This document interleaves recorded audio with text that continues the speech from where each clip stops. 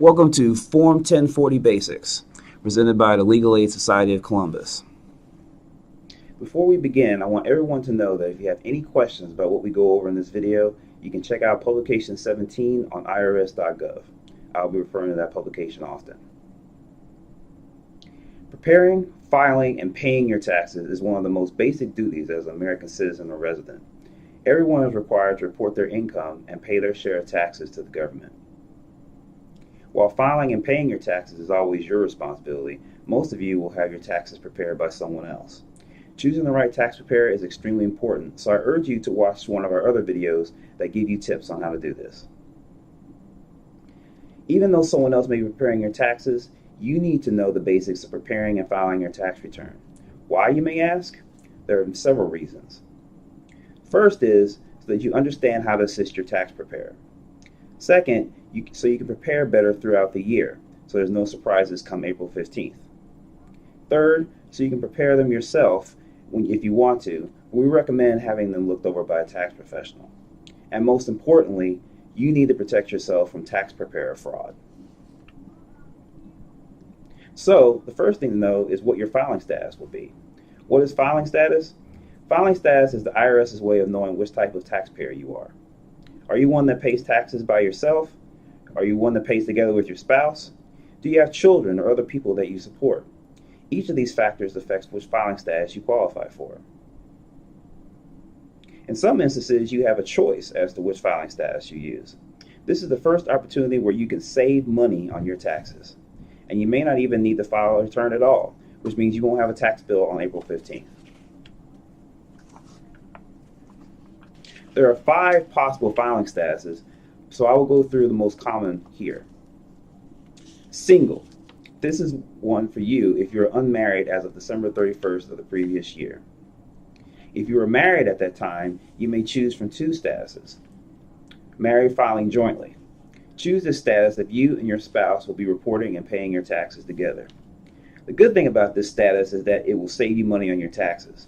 The bad thing is, if there is ever a question about your spouse's share of taxes, you will be responsible for them too. The other choice is married filing separately. Choose this status only if it is important that both of you pay your own taxes by yourselves. The good thing about this status is, if there is a question about your spouse's taxes, you will not be on the hook for it. So why not just always pick this status? Well, that's because of all 5 statuses, it is the worst when it comes to saving money, because you lose many of the tax benefits you get with the other statuses. So choose this as a last resort. If you're unmarried as of December 31st, or living separately from your spouse for the last 6 months of the calendar year, and are supporting someone, choose head of household. The rules for this are complicated, so check with a tax professional before choosing this status. Once you know what your filing status is, you can figure out whether you're required to file a return. Based on your filing status and your age, there are income thresholds you must cross before you're required to file. These thresholds can be found on page 5 of Publication 17. Even if you don't have to file, you may want to file a tax return anyway. There are several reasons why. The first is if you're expecting a refund. Your tax return serves as your claim for this refund, and you can use it to provide the IRS with your banking information so they can directly deposit your refund in your bank account. You should also file if you're claiming public benefits, such as Medicaid or food stamps. Your return will serve as official proof of your financial status. The next thing you should know are exemptions. The federal government realizes that it takes a certain amount of cash to pay for the basic necessities of life, like food and clothing.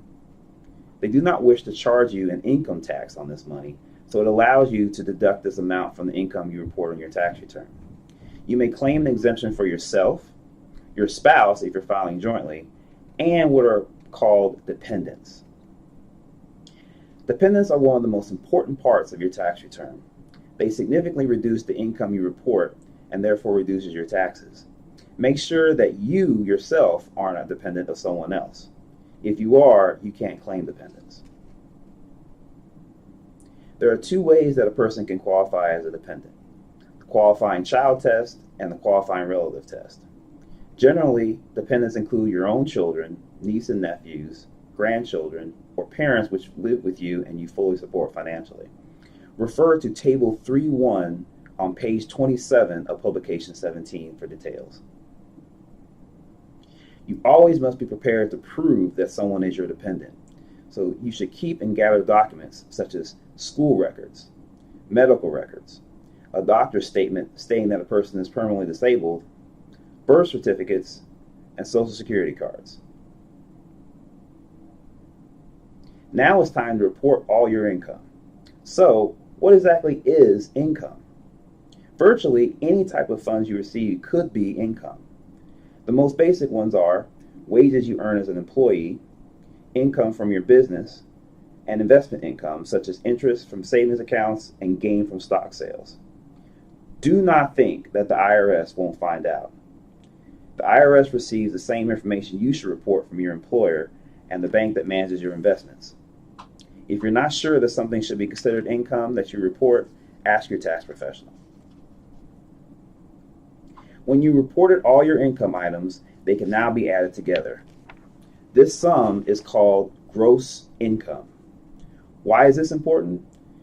First, because you're not taxed on this amount of income. And second, this amount is used to calculate what is called adjusted gross income.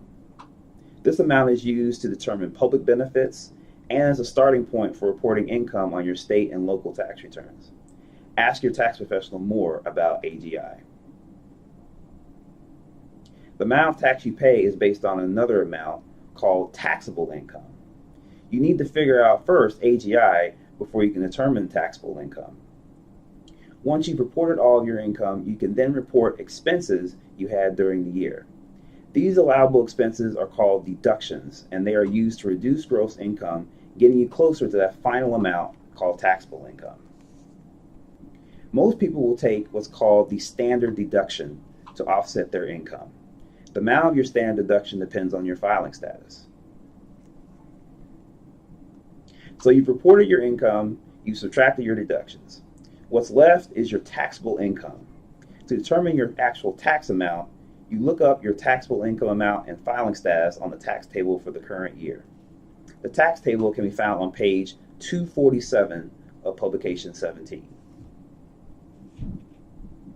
Once you've determined your total tax that you have to pay, the next step is to calculate your total credits. What are credits? Credits are benefits in the tax code which reduce your taxes. Credits are different than deductions. Deductions reduce the amount of income you report on your return. Credits reduce your tax.